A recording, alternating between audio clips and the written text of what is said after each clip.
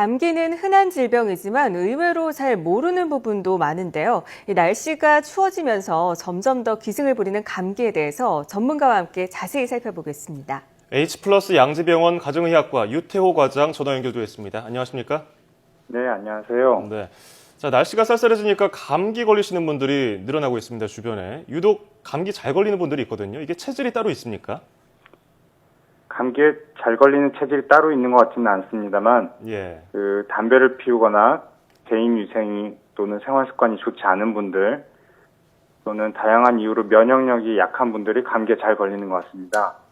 또 알레르기 비염이나 부비동염, 천식이나 기관지 확장증 같은 만성 호흡기 질환이 있는 분들은 감기 증상도 흔하게 발생하고 또 감기를 일으키는 다양한 바이러스에도 취약할 수 있습니다.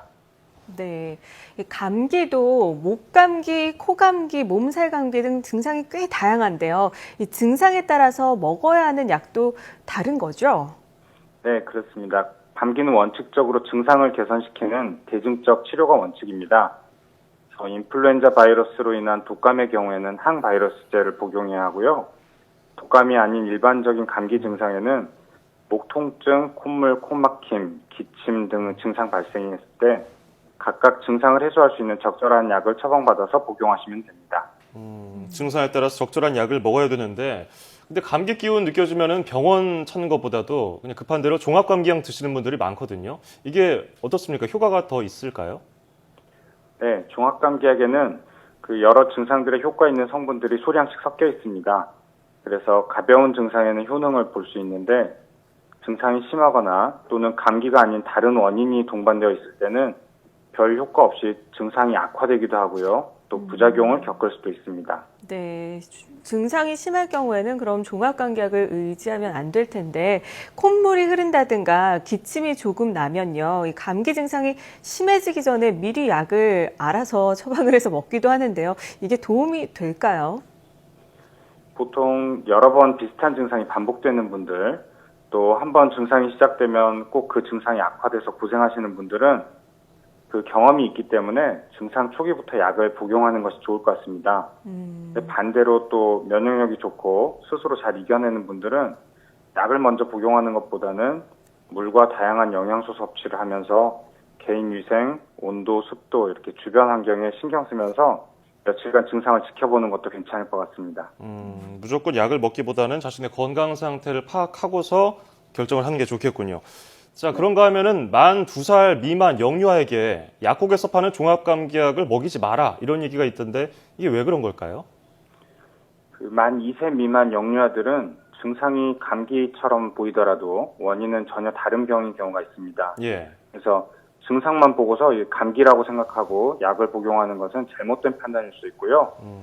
또 어린아이들은 간이나 콩팥 같은 신체 장기들이 아직 발달이 완전하지 않아서 약이 들어왔을 때 이걸 해독하고 배설하는 기능도 떨어져 있습니다. 예. 따라서 종합감기약을 먹었을 때 이게 영유아에게서 어떻게 대사되고 배설되는지 또 어떤 부작용을 미치는지 아직 밝혀진 내용도 부족하고 여러 가지 성분을 한꺼번에 복용하고 나서 부작용이 나타났을 때 이 어떤 성분으로 인한 부작용인지 알기도 어렵기 때문에 종합감기약 투약은 금지시켰습니다.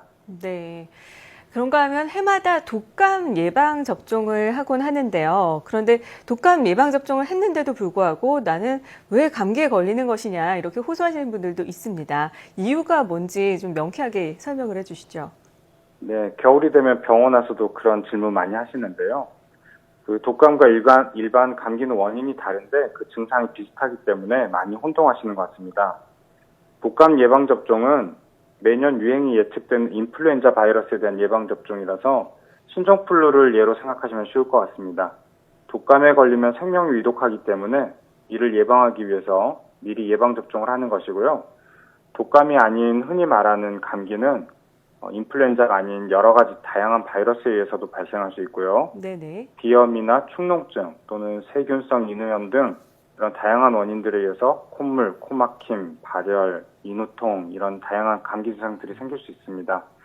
따라서 독감 접종을 맞은 후에도 일반적인 감기는 얼마든지 걸릴 수 있습니다. 개인 위생 신경 쓰시고 증상 생기면은 내과나 이비인후과 등을 찾아서 치료 받으시면 될 것 같습니다. 예.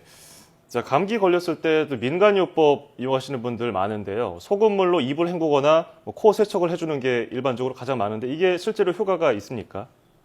네, 약간은 효과가 있습니다. 예. 그 소금물로 입 헹구고 코 세척하는 것은 아주 고전적인 소독 방법 중에 한 가지인데요. 약간은 효과가 있겠지만 큰 효과를 기대하기는 어렵고요. 그보다 손 자주 씻고 또 물 충분히 마시고 이 닦기와 각을 자주 하는 것이 좋을 것 같습니다. 그리고 증상이 좀 오래될 때는 민간요법을 사용하는 것보다는 예. 폐결핵이나 독감 또는 알레르기 질환 감별을 위해서 적절한 진료를 받는 것이 꼭 필요할 것 같습니다. 네, 꼭 참고를 해야겠습니다. 이 감기에 걸렸을 때 사실 너무 힘들고 괴롭고 불편하잖아요. 이럴 때 빨리 낫는 방법 어떻게 해야 될까요? 평소에 면역력을 잘 유지되도록 개인 위생과 그 건강 관리를 잘 하시는 게 좋고요. 네. 그리고 증상이 있을 때는 가까운 병원을 빨리 찾아서 일반적인 감기인지 독감인지 어떤 문제인지 빨리 진단하고 해결하는 것이 좋을 것 같습니다. 예, 알겠습니다. 오늘 감기에 대해서 알아봤습니다. 자, 지금까지 H+ 양지병원 가정의학과 유태호 과장이었습니다. 오늘 고맙습니다. 감사합니다. 네, 사실 감기가 워낙 흔한 질환이다 보니까 대수롭지 않게 생각하는 분들이 많은 게 사실이에요. 그렇습니다. 그냥 넘기면 안 되는데요. 감기를 허투루 받다가는 일상생활이 불편해지는 것은 물론 큰 병의 시작이 될 수 있습니다. 오늘 나온 내용들 꼭 잘 기억하셔서요. 건강한 올겨울 나시면 좋겠습니다.